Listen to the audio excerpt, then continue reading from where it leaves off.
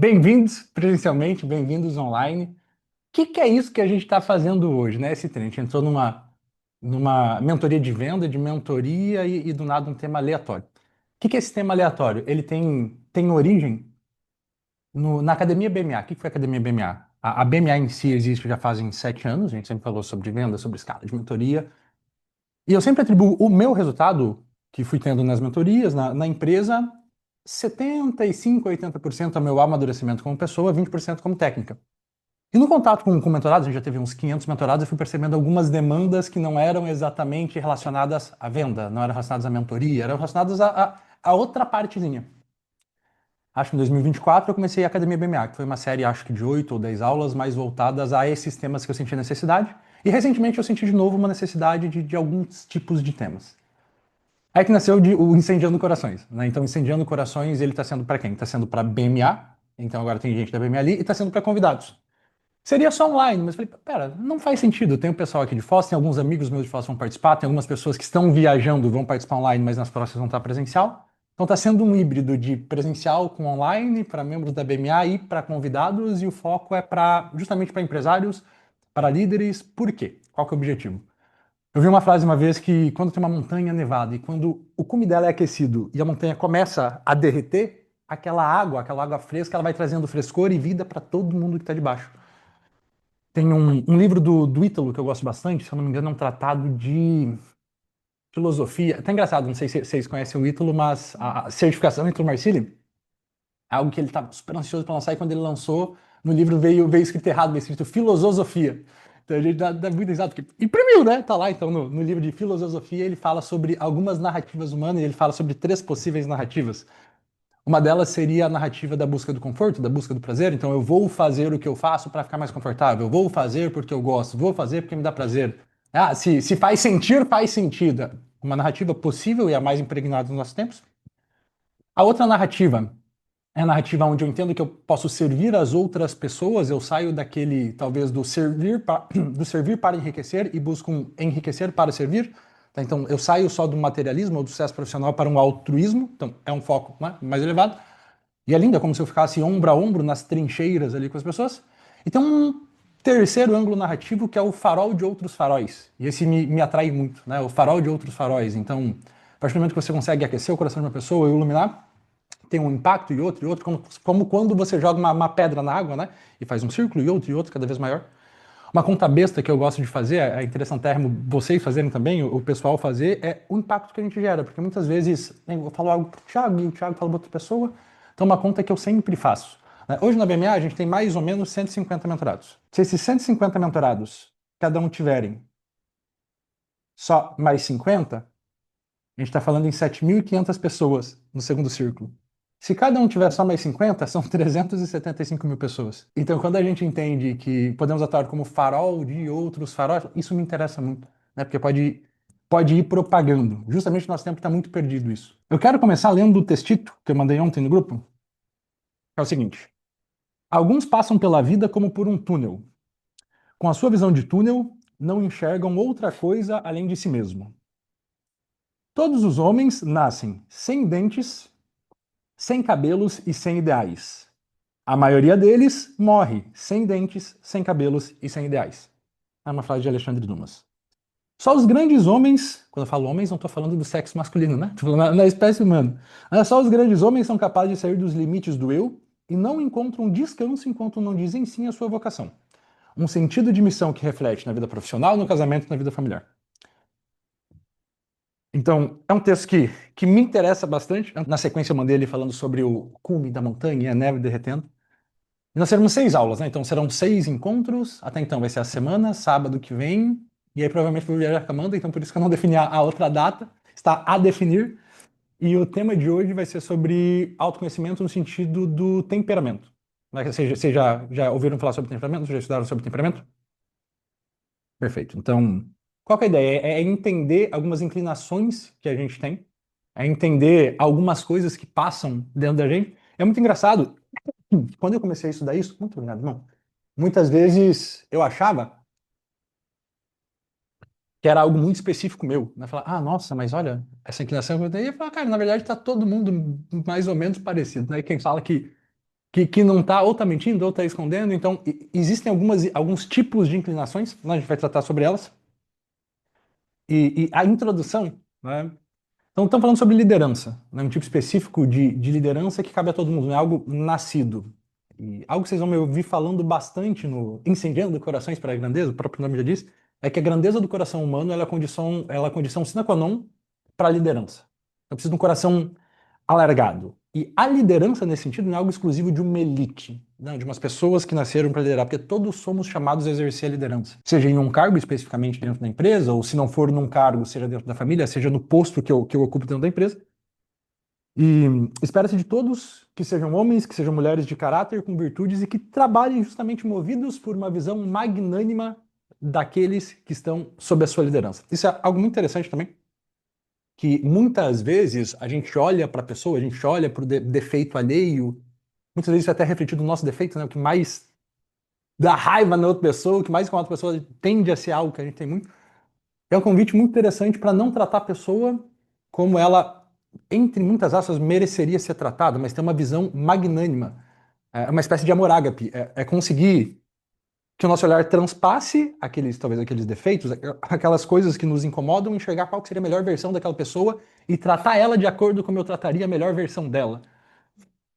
Muitas vezes eu vejo algumas pessoas, algumas linhas de raciocínio falando sobre o perigo de sobre o perigo de sonhar demais, de idealizar a pessoa amada.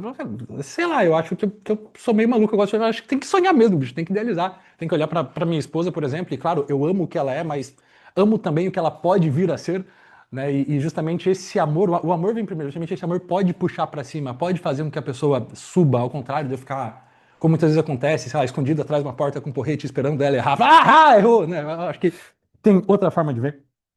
Então a gente vai falar hoje basicamente sobre temperamento e sobre caráter. Qual que é a diferença, né? O temperamento, ele é como se fosse o alicerce, algo inato, algo que eu nasço com ele e morro com ele. Eu tenho que tomar muito cuidado para não cair na síndrome de Gabriela, né? Ah, eu nasci assim, eu cresci assim, vivi assim, Gabriela, e é isso aí. Porque muitas vezes essas más inclinações, percebidas ou não, pode ser muleta. Ah, é que eu sou sanguíneo. Né? Ah, eu sou muito. Ah, é que eu sou sanguíneo mesmo. Ah, pera, né? Sei lá, acho que dá para eu mudar. Então, o temperamento é algo inato, que eu nasço com ele, e o caráter é o que eu desenvolvo ali. Né? Desenvolvo em cima desse alicerce. E o que é o caráter?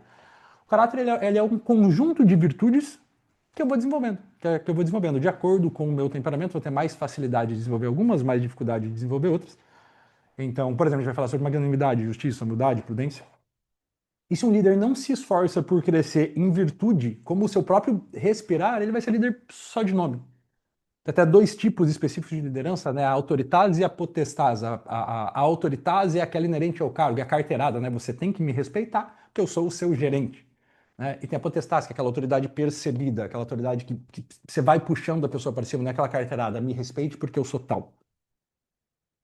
E a virtude é mais do que um simples enfeite, do que um simples penduricalho. Ela é uma força dinâmica que aumenta a nossa capacidade, a nossa inclinação para o bem. Então, da mesma forma que eu tenho inclinações às vezes para o mal, e cada temperamento tem algumas, depois eu vou contar alguns casos específicos para a gente dar umas risadas, mas eu tenho algumas inclinações para o mal, conforme eu vou exercitando, eu vou repetindo alguns hábitos bons que me custam muito, vai ficando mais fácil para eu fazer, vai ficando mais fácil para eu fazer. Peter Drucker diz que é através do caráter que se exerce a liderança. E o Warren Bennis diz algo parecido. Liderança é outra palavra para designar coerência, constância e equilíbrio na própria vida. A gente vai fortalecendo esse nosso caráter pela prática desses hábitos. E cada ser humano, sabendo ou não, ele tem uma missão, ele tem uma vocação, tem algo que se espera dele, tem um trabalho a ser feito. E uma missão não é algo que se invente, não é algo que se imagine, é uma chamada específica para que se faça alguma coisa ou adote um determinado tipo de comportamento. Agora, qual que é o ideal? No líder, essa missão, esse ideal, desculpa, dá lugar a uma missão que se traduz em ação. Não adianta também eu ficar numa espécie de quixotismo ou só imaginando e não pôr em prática. Hã?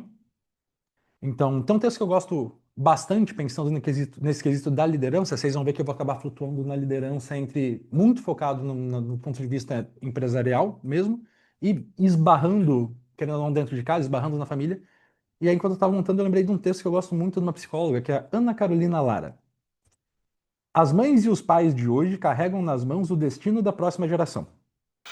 Os futuros líderes, homens e pais de família que vão governar e ensinar, estão sendo moldados agora dentro de casa. A postura dos pais de hoje vai definir a firmeza dos homens de amanhã. Se formarmos filhos fracos, o mundo será fraco. Se formarmos filhos fortes, o mundo terá líderes fortes. Pais, despertem. O futuro não está distante, ele está no quarto ao lado, sentado à mesa, pedindo atenção, disciplina e exemplo. Não terceirizem a sua missão. O mundo de amanhã depende da forma como você decide educar hoje. Então, para fechar essa introdução, os líderes eles cultivam esse sentido de missão na vida profissional, concebendo o trabalho como uma vocação, não só como um lugar onde eu me especializo, onde eu ganho dinheiro, mas entendendo que os objetivos que eu seto para a empresa, quem nos transformamos ao chegar lá. É como o caminho de Santiago, né? Mais importa o caminho do que chegar a Santiago. Pega o caminho, chega a Santiago é uma coisa, é o caminho, né? É quem eu me transformo, né? Quem eu me transformo que chegar lá.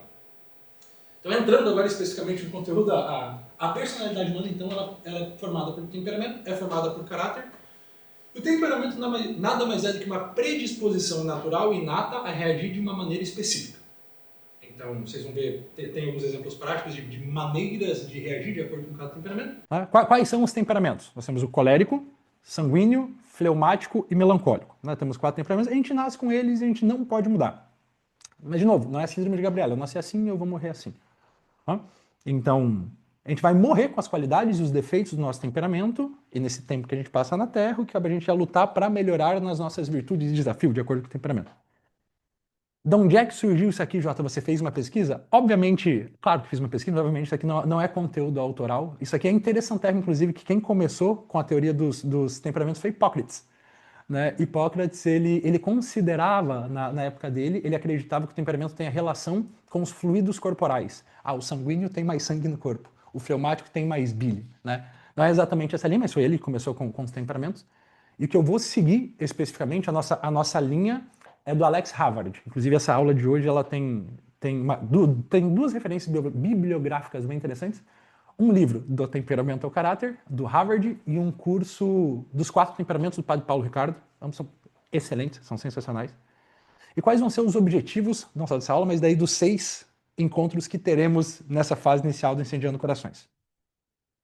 Então, o que importa na nossa vida, de fato, é o nosso caráter, não as nossas más inclinações. Muitas vezes, quando a gente não tem consciência disso, a gente se sente mal por alguns pensamentos malucos que vêm na nossa cara. Nós não somos nossos pensamentos, né? Nós somos algo que está por detrás dele. Então, nós temos 3 objetivos, basicamente. Primeiro, entender melhor a si mesmo e os demais. Deixar de fazer juízo moral muitas vezes comigo mesmo ou com os outros, porque ele não reaciona, não reage de determinada maneira, e entender que muitas vezes é algo do temperamento dele. É muito interessante também, por exemplo, se eu quero vender uma ideia, se eu quero que uma pessoa específica na empresa faça algo, não é no sentido de manipulação, mas no sentido de entregar a mensagem da melhor forma. Olha, se eu for falar para um sanguíneo, eu vou falar de uma forma. Eu falo, cara, nossa, esse projeto vai ser sensacional, a gente vai dominar o mundo. Putz, vai ter gente pra cacete, a gente vai se divertir pra caramba. Só que ele é meio malucão. Se eu falo pro colérico, o colérico é o cara que gosta de competição, é o cara que nasceu pra ação, é aquele que é primeiro, que muitas vezes ele é confundido com aquele cara orgulhoso, né? Eu aqui. Aí fala, cara, pô, é um projeto assim, difícil pra cacete, eu não sei se a gente vai dar conta, vai ter desafio pra caramba. Pô, beleza, cara, compra a ideia. Se eu falar com melancólico, né? Se eu falar com melancólico, eu vendo o sonho. O melancólico é um cara muito. Ele tem uma vida interior muito vasta, então eu vou vender mais o sonho para esse cara, né? Falar, cara, vai ser lindo e vai acontecer tal coisa. O fleumático já, pelo contrário, né? O fleumático já pelo contrário, ele é um cara que busca mais a estabilidade, ele é um cara mais da paz. Então, para ele, eu tenho que vender de uma forma mais tranquila e, olha, é assim que vai acontecer, esses são os números, por isso a chance de dar errado é muito baixa, vai dar tudo certo por conta disso, né? A chance de dar errado é quase nula. Então a ideia é entender a si mesmo, entender os demais, né? Como conseguir agir com as pessoas. Então o colérico é esse cara que gosta da ação, que gosta da competição, de tomar iniciativa, né? Eu tenho algumas afiliadas que são coléricas, é muito engraçado. Elas estão lá assim, não quero colocar o casaco, né? Não quero colocar o casaco.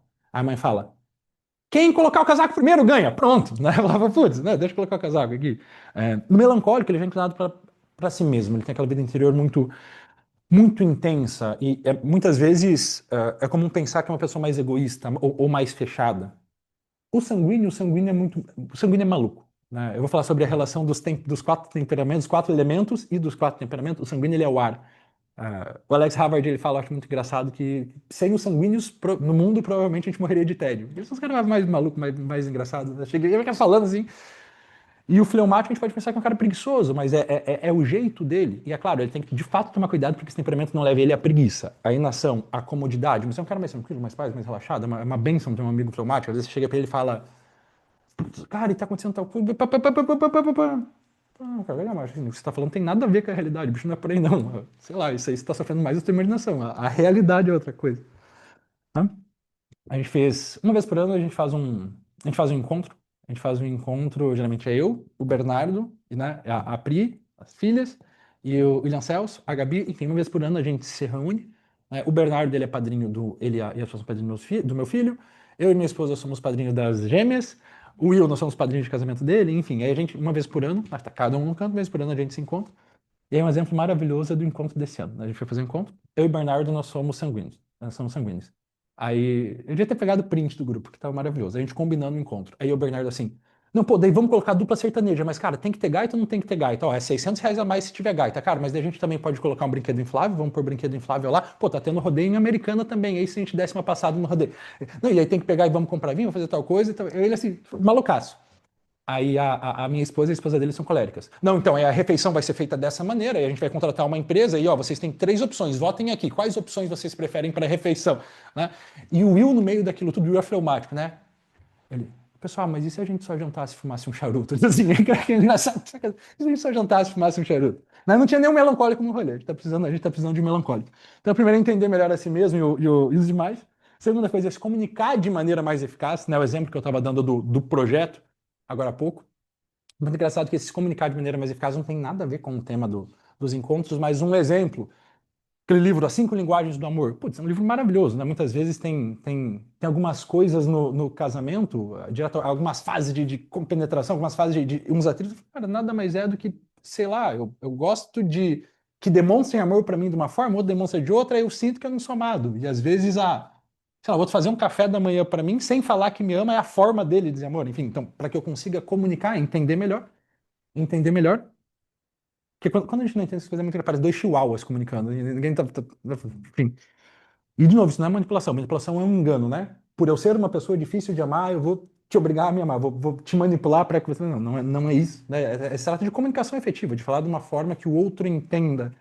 Isso é muito engraçado, que a gente tem outro âmbito que existem três lados, né? Existe a própria realidade, o que eu falo, o que o outro entende, e muitas vezes o que o outro entende passa por um filtro que é a espécie de experiência passada, enfim.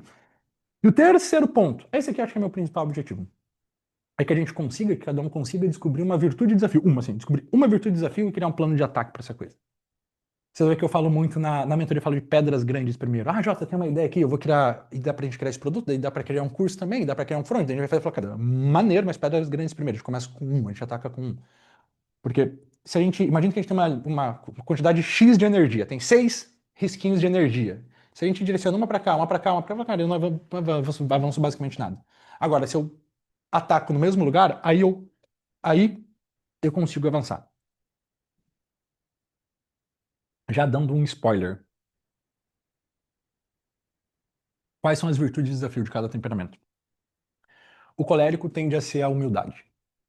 O colérico, justamente por ser movido para ação e buscar, e vamos lá, e movido pela competição, é a humildade. Um colérico sem humildade, ele vira um ditador. Inclusive, a maioria dos ditadores que tivemos no mundo foram coléricos, né? Foram coléricos. Então, ele precisa desenvolver mais o lado da humildade, né? Mais o lado de ouvir os outros, de tomar muito cuidado para não usar as pessoas para chegar nos objetivos. Isso é uma tendência do colérico, não é que está predestinado a isso, mas é uma tendência do colérico. Precisa aprender a pedir desculpa sem se justificar. Isso aqui é muito interessante. Tem um autor que eu gosto bastante, José Maria Escrivá, que ele fala que tem três demônios na linguagem. É que, mais que, pensei que. Não. Não, desculpa, é que. Não é que eu pensei. Desculpa, errei. Né? Sem se justificar. Tem um amigo meu, um espanhol, que ele estava comentando que ele estava, não lembro acho que foi em Zaragoza. Ele tinha direção espiritual com um sacerdote. E aí se enrolou todo, se atrasou e chegou super atrasado, acho que 30 ou 40 minutos atrasado. E aí ele falou: Meu padre, desculpa, é que, pô, é que eu sei atrasado, daí tinha trânsito, daí não sei o quê, daí parei na blitz, daí tinha multa. Hijo, no te justifiques. Pida perdão e não hace más. Mas, cara, beleza, não justifica. Pede desculpa e não faz mais. Né? É engraçado, mas se justificar acaba sendo uma espécie de soberba, né? Eu só errei por conta disso. Não, então, colérico é a humildade. Melancólico é a audácia. Como ele tem uma vida interior muito grande, ele tende a ser um sonhador, ele tende a sonhar. Mas, como diria minha avó, né? De boas intenções o inferno tá cheio. Então, ele precisa dessa audácia para quê? Para ter essa capacidade de executar de fato esses sonhos, de executar essas coisas que ele está imaginando. Porque sem audácia ele vira um sonhador que não realiza. O sanguíneo, isso que é meu. Que minha virtude de desafio, assim, batata. Perseverança, resistência. A virtude e desafio que os sanguíneos precisam desenvolver são as virtudes que exigem resistência, né? Que dificultam ao longo do tempo. Então, a perseverança para o sanguíneo ele é muito apaixonado, ele é amigo do mundo, assim, amigo das pessoas, ele é apaixonado pelas primeiras pedras e meio inimigo das últimas, né? Tanto faz para mim terminar o projeto, né? Tanto faz para mim. Então, geralmente ele está em muitas frentes e começando muita coisa, então ele precisa tomar esse cuidado e desenvolver a perseverança. Às vezes você fica num projeto até enquanto aquilo está te fazendo feliz ou te trazendo uma espécie de satisfação, começou a ficar tedioso, aparecer os primeiros desafios, você tende a buscar outro estímulo, aí você abre o e-mail, você abre. Então, sanguíneo é perseverança. É perseverança. Quando perde a graça, ele tende a abandonar. E é justamente quando perde a graça, quando mais te custa, que é aí que você está desenvolvendo de fato perseverança. E o fleumático ele é mais tendencioso para paz. Ele é um cara mais zen, digamos assim. E tem que tomar cuidado para isso não levar ele ao comodismo. Não levar ele ao comodismo. E vamos lá, não quer dizer que tem um temperamento melhor que o outro. Os quatro são maravilhosas formas de ser no mundo, mas aí eu preciso entender o que eu posso melhorar. Então, o fleumático ele precisa desenvolver a magnanimidade. Que é a magnanimidade? A capacidade de sonhar, de aspirar coisas grandes, de se desdobrar por coisas que valem a pena. Porque, caso contrário, como ele já é conformista por natureza, como custa para ele sonhar, ele vai acabar ficando mais na dele. Muitas vezes, um termo que eu gosto muito de um amigo meu me fala espanhol, que é apoltronar-se, né? Cara, então, apoltronar-se, né? Ah, não, tá bom, e é assim mesmo, tá tudo bem. Pô, quer ver uma complicação? Um fleumático, que é mais estabilidade, casa com uma sanguínea maluca, assim, os dois não entendem isso. Então, existe já uma predisposição a uma série de atritos no casamento ou dentro da empresa. Putz, se eu pego, lá, eu coloco um líder que é fleumático e eu estou esperando que esse cara vai arrancar cabeças e vai... Sim, a não ser que ele já tenha desenvolvido estas habilidades, essas virtudes específicas, cara, isso provavelmente não vai acontecer. Né? Isso provavelmente não vai acontecer. Então nós temos aí os temperamentos, que são biológicos, nasço com eles. São predisposições inatas, que são quatro: colérico, sanguíneo, melancólico e fleumático.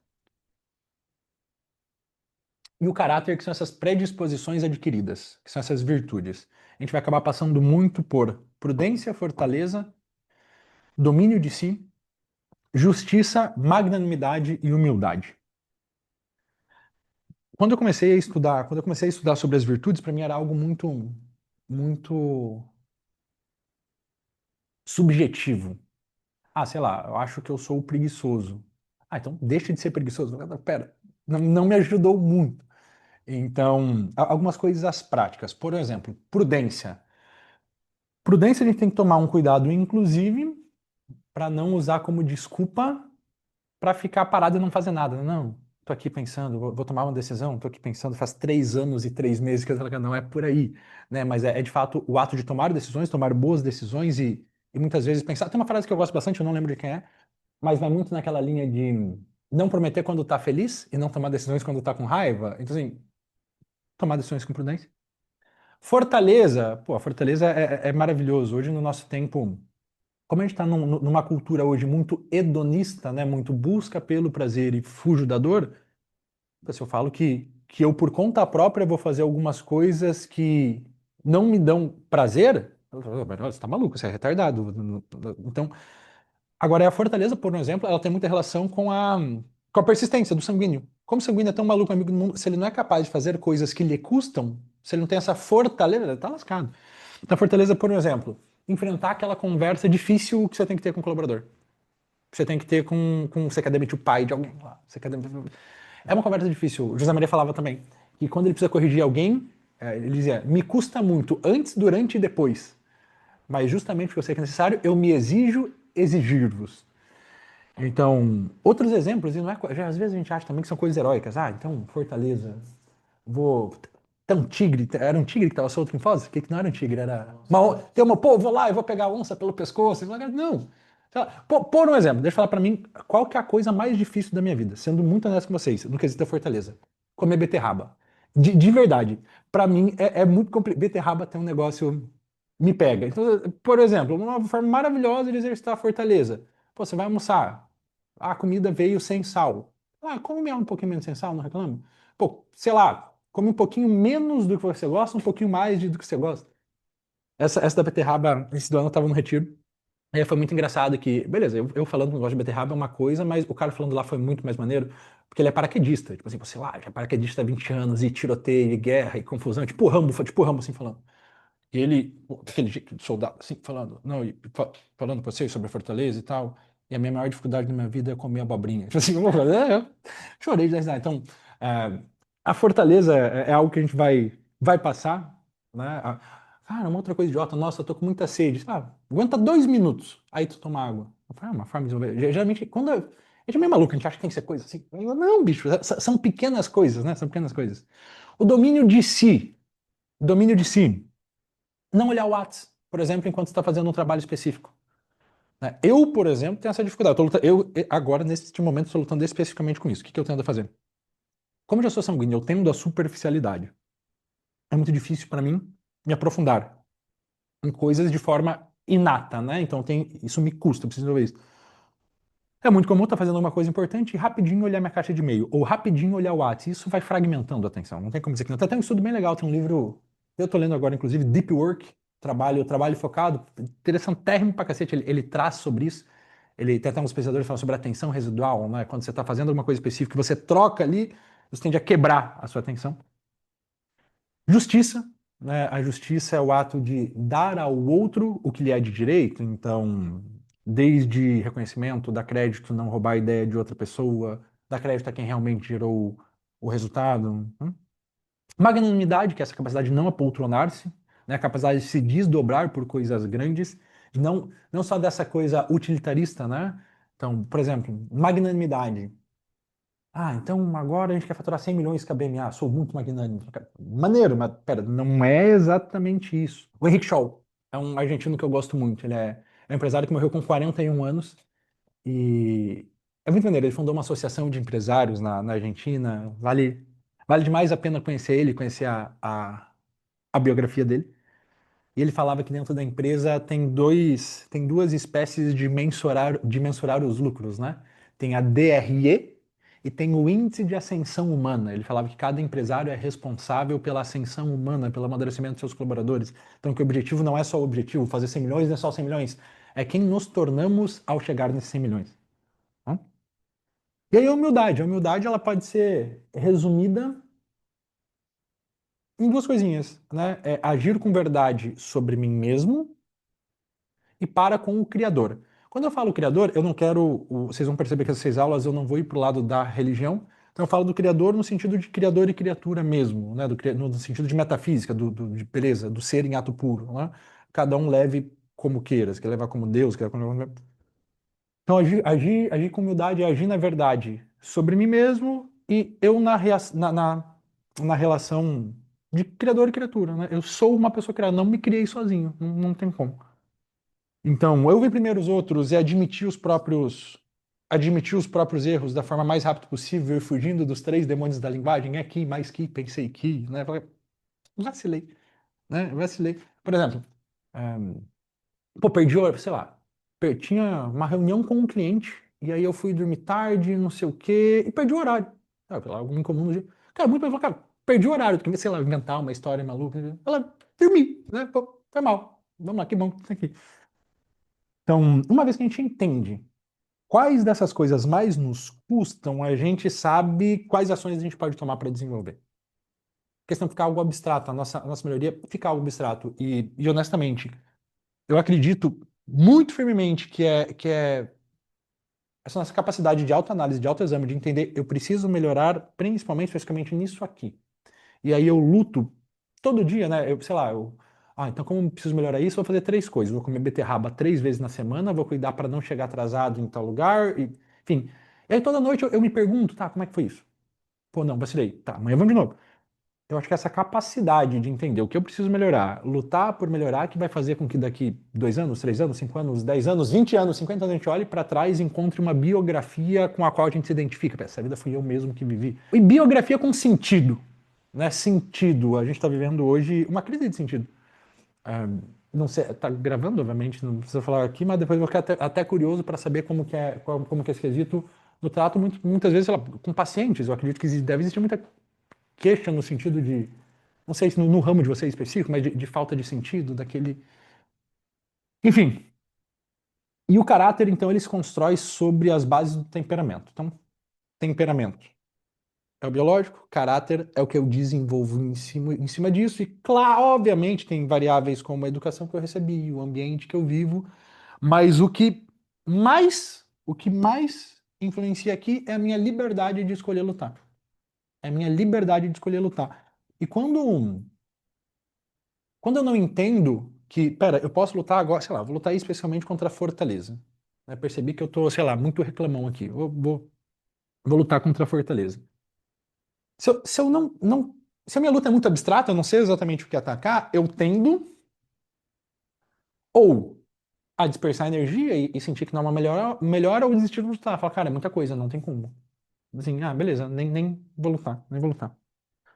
Então, cada temperamento ele tem inclinações que me ajudam a viver certas virtudes e inclinações que me dificultam, ou melhor, né, me puxam mais para o desafio, me puxam mais para fazer coisas que moralmente eu sei, pela moral da natureza, eu sei que não são boas. Então, o que eu preciso fazer? Entender no que o meu temperamento me ajuda, no que não me ajuda e me exercitar no que não me ajuda. Né? De novo, o nosso temperamento ele não pode ser muleta para desvios morais. Sei lá, eu estou apoltronado na mesma função,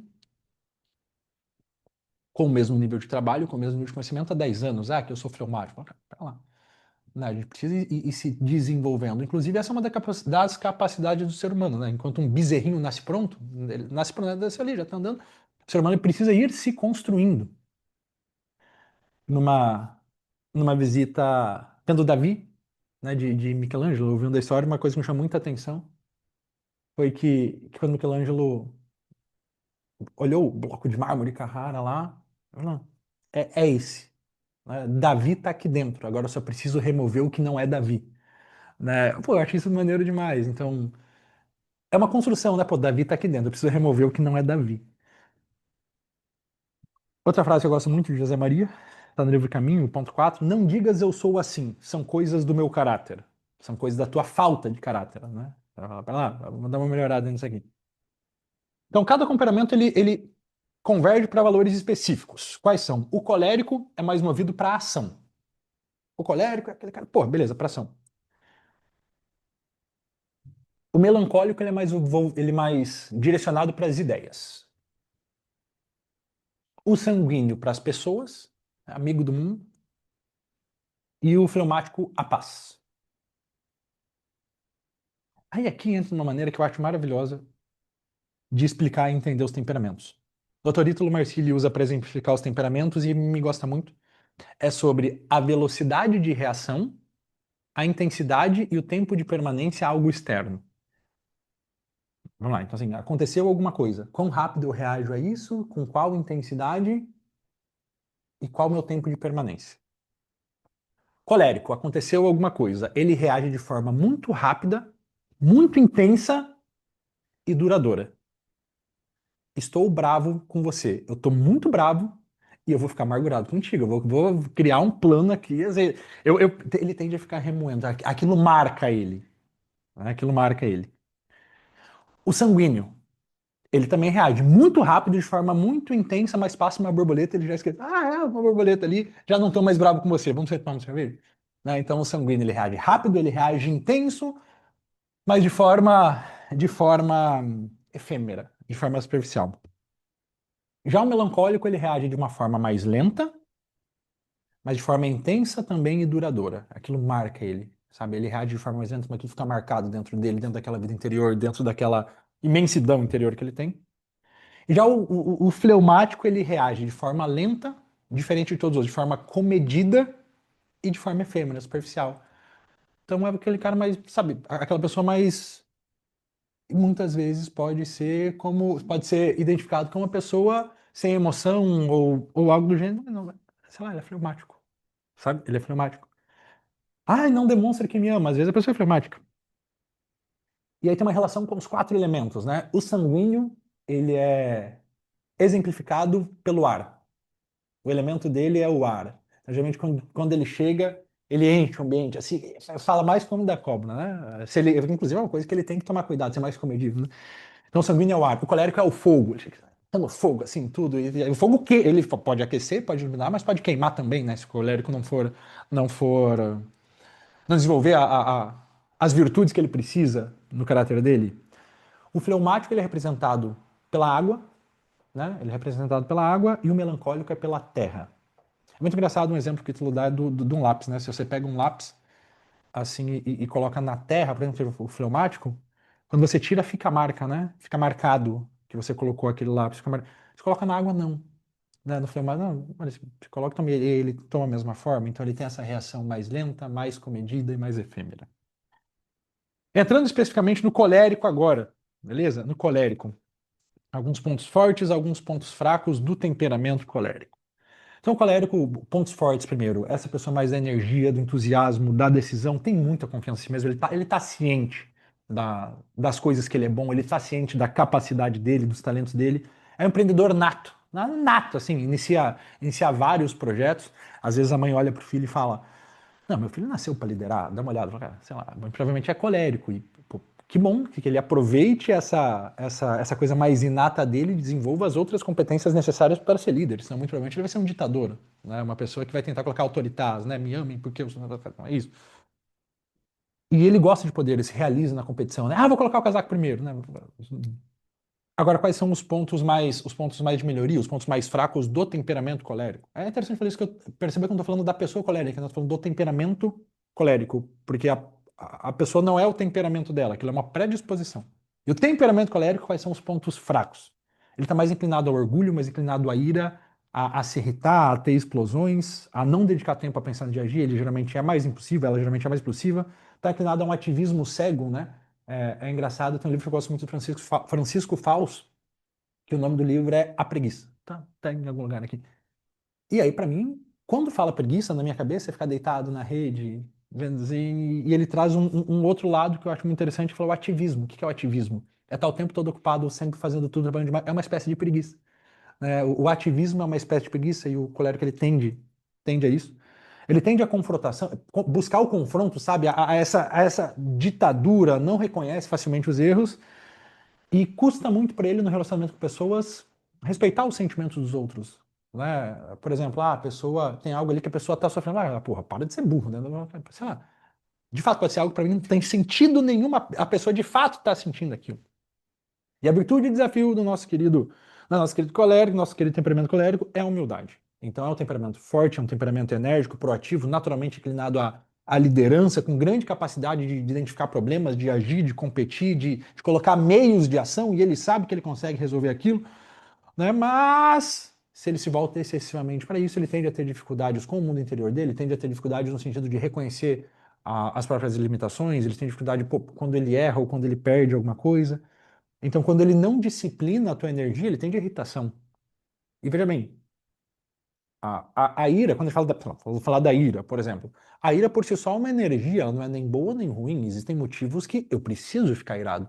Se eu vejo uma pessoa agindo contra o mal de uma forma injusta, é correto que eu me ire. Agora, sei lá, um exemplo que eu gosto de usar muito sobre a ira.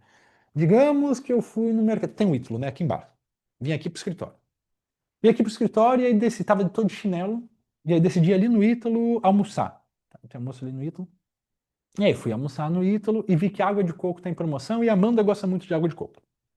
Aí eu vou e compro, sei lá, 7 águas de coco. Coloco no sacolinho e vem.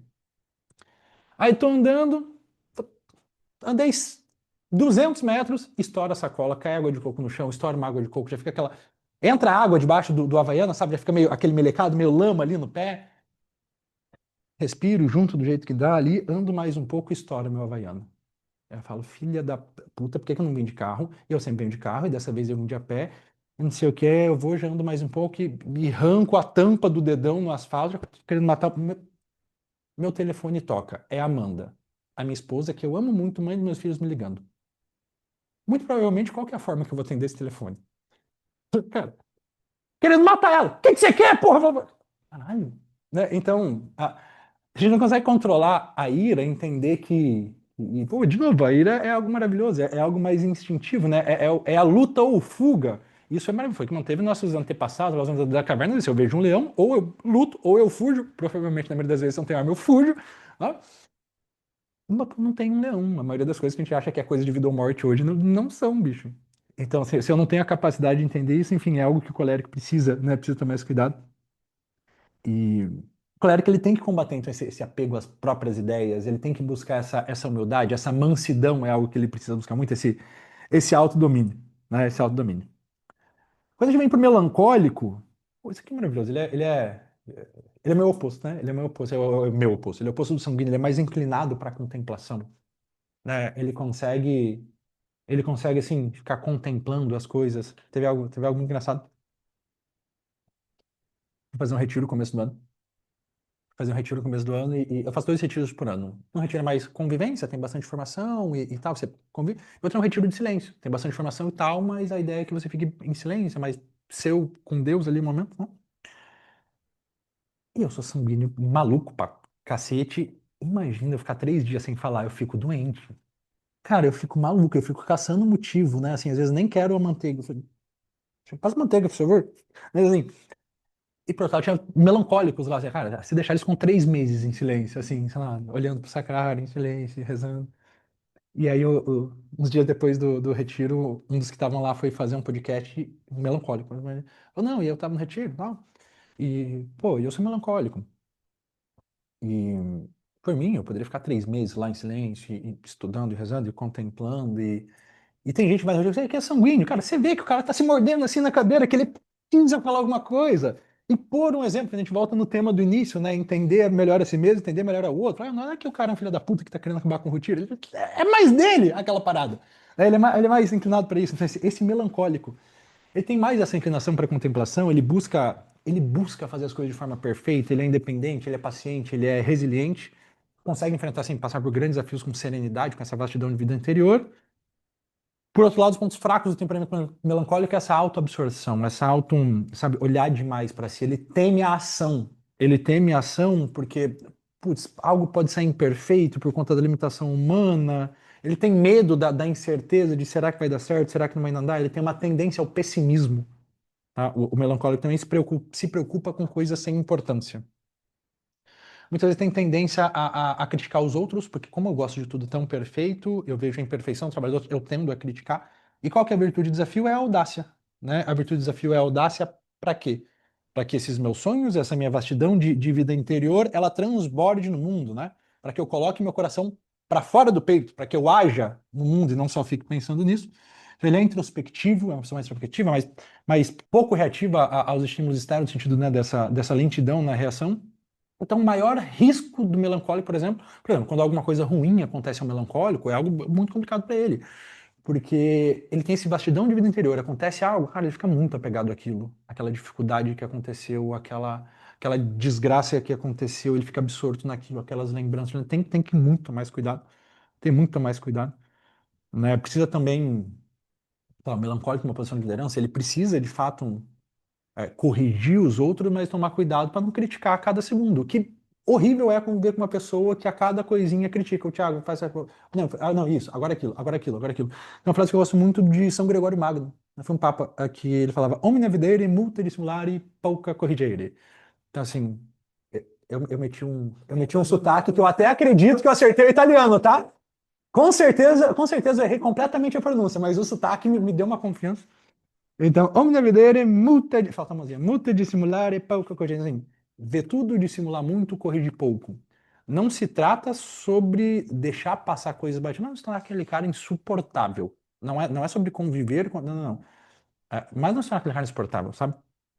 Então, quando eu falo entre aspas, fingir, não é só pra não ficar o tempo todo, né? O tempo todo nisso. Esse é o melancólico. E a gente vem pro sanguíneo. né? Então, o sanguíneo é o cara que ama as pessoas e gosta de fazer elas rir, gosta de deixar as pessoas felizes, é amigável, é compassivo, é comunicativo. Ele adora aventura, e aí tem um ponto, ele é muito amigo do mundo. Isso é um cuidado que o sanguíneo tem que ter. Como assim, muito amigo do mundo? Os sentidos externos dele, o olfato, a audição, eles estão sempre ativos.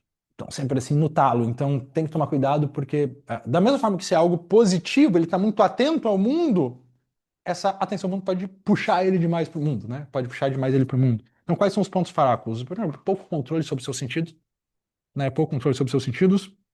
A diversão é um aspecto muito importante na motivação deles. Então, se eu estou fazendo algo que deixa de me divertir, eu tendo a perder o interesse. Se eu perco o interesse, é um modo de atividade. É um modo de atividade. Né? Por um exemplo, algo que eu tenho que tomar muito cuidado. Algo que eu tenho que tomar muito cuidado. Reels. O Reels para mim é um veneno. Eu não posso pegar o celular. Tô fazendo alguma coisa, eu vou descansar. Se eu bobear, eu abrir o Reels, pode ser que eu fique uma hora vendo Reels fácil. Né? Então, eu sei. E aí, o que que é interessante? Quando eu entendo que isso é uma predisposição minha, eu me antecipo. É muito difícil lutar contra o inimigo quando ele tá no escuro, quando você dá nome, quando você entende aquilo lá. Beleza, eu sei que o Reels pra mim é uma dificuldade. Sei que o Reels pra mim é uma dificuldade. Né? Então, o sanguíneo ele tende a essa superficialidade, essa instabilidade no serviço. No serviço no sentido de ficar mudando toda hora, vai pra lá e vem pra cá, não mudando de emprego, né? Mudando de atividade, tô fazendo isso, tô fazendo aquilo, multitarefa, parece um polvo. Qual que é a virtude de desafio? A perseverança, né? Então essas virtudes que resistam ao longo do tempo, virtudes que se desenvolvem no tempo, que precisam dessa resistência. Então precisa aprender a terminar as coisas, né? Precisa aprender a terminar as coisas, precisa aprender a colocar essas últimas pedras, como José Maria falava também, né? Não só as primeiras, ao invés de mudar de tarefa, assim que vem o obstáculo, assim que vem a rotina. E o sanguíneo ele é expansivo. Ele tem que tomar mais cuidado também, porque se ele não amadurecer, se ele não buscar esse caráter, se torna uma pessoa meio chata de conviver. Aquela pessoa que só ela fala, sabe? Antes no ambiente, se sente de certa forma até sufocado, porque ela chega e expande, assim, já toma conta do ambiente. E isso é muito gostoso desde que não seja algo sufocante. Né? Desde que não seja algo sufocante. Então que ela saiba, por um exemplo, que ela saiba ouvir o outro. É, para mim, hoje. Eu não falo que tá ganho, que isso eu já conquistei, porque a partir do momento que você acha que você arrumou, beleza, eu tenho muita dificuldade com a ordem, agora sou uma pessoa ordenada, se lascou, vai dar ruim. Agora eu já conquistei minha esposa. Ferrou, né? Todo dia, pro resto da vida. Então, se eu não. Quando eu entendo que eu preciso lutar nesse tipo de coisa, que eu preciso perseverar, fica muito mais fácil. Fica muito mais fácil. Então, outro ponto muito importante do senhor sanguíneo é que ele tem que combater a vaidade também, algo interessante que ele combate o desejo de aparecer, o desejo de fazer as coisas para receber aplausos. Perceba, nada ruim de receber aplausos. O problema é eu agir buscando o aplauso, né? É muito diferente. Se o aplauso vier, ótimo, mas, não, eu tô querendo aparecer aqui. Não é necessariamente isso. Então, o sanguíneo, ele tem essa tendência já comunicativa, então, mas tem que tomar muito cuidado. Muito cuidado não, né? Tem que entender que para ele perseverar é algo mais difícil, então, beleza, né? Eu vou fazer isso, vou terminar, mesmo que independente da motivação, se a motivação vier. Isso é algo interessante, como a gente está voltando em um tópico, como a gente está numa época muito hedonista, muito movida pelos sentidos, né? Se faz sentir, faz sentido, assinado Satanás, né? Porra, é, como estou numa. Então, hoje não estou me sentindo com vontade de ir para academia. Desde quando a vontade foi algum fator determinante para alguma coisa. Não deveria ser. Se por um acaso ela aparecer, sei lá, o que a gente precisa é entender o que eu busco, de certa forma, qual que é a minha missão, algo que faça sentido, e agir independente de estar motivado ou não. Né? Se a motivação vier bem, se não vier, ótimo. E é justamente quando eu não estou motivado, quando mais me custa, que eu mais vou estar desenvolvendo virtude, eu mais vou estar agradando, enfim. E por último, o fleumático. Então, ele tende, os seus pontos fortes, né? Ele tende a ter essa abordagem da realidade mais imparcial, mais científica, sabe ouvir, é empático, possui um profundo senso de dever, um espírito assim, de colaboração. É difícil fazer um fleumático perder a paciência. É muito difícil fazer um fleumático perder a paciência. Ele possui uma força de vontade assim, inabalável, mas quase oculta. Você tende a não perceber isso. E quais são os pontos mais fracos do temperamento fleumático? É que ele tende a nadar na direção da correnteza, por exemplo. Ele gosta do status quo, da estabilidade. Não tende a sonhar muito. Ele evita conflitos a todo custo e Às vezes a gente precisa se envolver em alguns conflitos, não no sentido ruim da palavra, né? Mas existem algumas coisas que precisa fazer que tem atrito. Tem medo de cometer erro e ele tende a se sentir sobrecarregado com facilidade. Qual que é a virtude e desafio do temperamento fleumático? É a magnanimidade. Né? O fleumático, então ele é calmo, ele é pouco reativo, ele tende a essa estabilidade, tem que tomar cuidado para que isso não vire o comodismo, não vire o apoltronar-se e deve lutar contra essa acomodação, contra esse vazio de uma vida sem propósito que o temperamento fleumático tende, né, tende a puxar e criar essa capacidade de se desdobrar por coisas grandes, né, por coisas grandes. Então, só para a gente encerrar com um resuminho, o colérico, né, qual que é a virtude de desafio, ser a virtude da humildade, o melancólico, da audácia, o sanguíneo, da resistência ou da perseverança e o fleumático da magnanimidade. Pode ser que depois, pensando sobre isso, até agora, enquanto eu estou ouvindo, eu falo, não, Jota, mas eu acho que eu tenho os quatro, porque eu sou um pouco disso, um pouco daquilo, eu também tenho aquilo outro. Você falou, meio que me identifiquei em todos. Aí pode ser que a gente esteja confundindo. Pode ser não, aí a gente está confundindo temperamento com caráter. Temperamento tem um. Por exemplo, digamos que eu tenho um colérico. Vai pegar um colérico. Ah, só que, pô, eu também tenho essa. Eu consigo contemplar e essa mansidão e contemplar. Legal, então você é um colérico que desenvolveu a virtude da mansidão, por um exemplo. Né? O temperamento em si, na realidade, a gente pode ter dois. A gente tem o primário e o secundário, mas tem algumas combinações impossíveis. Vou só mostrar aqui um quadrinho para vocês. Dá um pouco enxergar. Aqui nós temos o colérico e do lado oposto dele o fleumático. Então, eu nunca vou ser um colérico fleumático, não tem como. Aqui eu tenho melancólico e eu tenho sanguíneo. Né? Então, nunca vai existir um melancólico sanguíneo. Então, existem só as combinações que sim, podem ocorrer, que é, beleza, um colérico melancólico, um colérico sanguíneo, ou colérico coléricaço mesmo. Né? Enfim, um sanguíneo fleumático, um sanguíneo colérico. Mas não precisa entrar muito nisso, é só para não explicar, não, então eu tenho os quatro. Não, a gente tem um, ou pode ter um secundário, mas não vem ao caso, o que mais cabe é a gente entender mesmo qual que é essa virtude, desafio que a gente precisa desenvolver. No nosso próximo encontro, a gente vai falar sobre magnanimidade, então sobre essa virtude da grandeza. Eu sou apaixonado pela magnanimidade. Tem um amigo meu, um mentorado meu, que eu trouxe, comentei com ele sobre o conceito, comentei com ele sobre o livro. Aí, sei lá, uns 2 meses depois, a gente foi fazer uma reunião. Aí ele entrou na reunião, tava de camiseta, tatuado, assim, magnanimidade. Ele tatuou. Eu falei, pô, acho que ele gostou. Então, assim, pô, a magnanimidade é maravilhosa. A capacidade de sonhar. Tem um livro que eu gosto muito também, é uma biografia de José Maria Escrivá. Tem um capítulo que eu sou apaixonado, que fala sobre Utigigas, né? Até acaba sendo um trecho da Bíblia, né? Utigas. Levantou exultante com pressa para percorrer o caminho, como um gigante.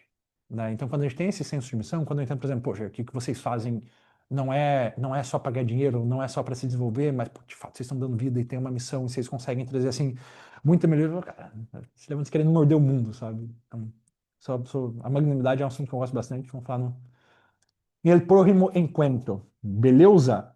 Então, ó, vocês que assistiram online aí, depois provavelmente vão botar no YouTube também, mandar lá no grupo para quem não conseguiu ver ao vivo.